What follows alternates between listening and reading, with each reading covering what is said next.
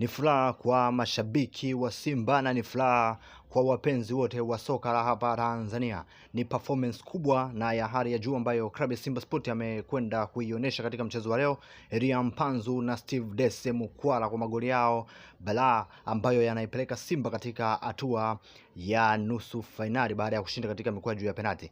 Tupo naye Ahmed Ally ambaye amezungumza na tumechukua sauti peke yake bila video kwa sababu Ahmed Ally yuko na furaha tele, ana furaha kubwa, anashangilia na anashabikia na wachezaji wa klabu ya Simba Sport. Sasa utakwenda kusikiliza sauti ya Ahmed Ally akisema kile kitu ambacho wanasimba wameahidiwa, na nitakutafsiria kwanza kile ambacho wanasimba wameahidiwa. Kwanza, wachezaji wa Simba wanaenda kuchukua milioni 750 za kwake Mo Dewji, lakini pia klabu ya Simba inaingiza zaidi ya bilioni 5 za Kitanzania kwa siku ya leo.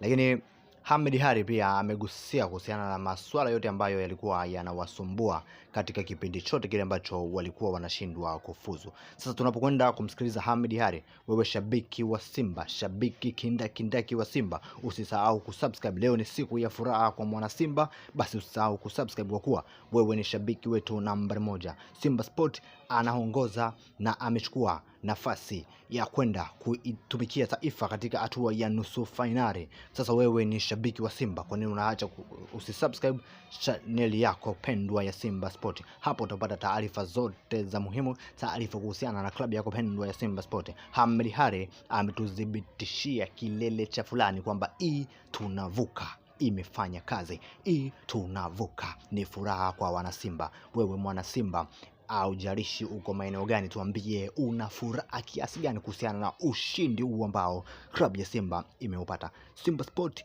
nguvu moja, Simba Sport nguvu moja.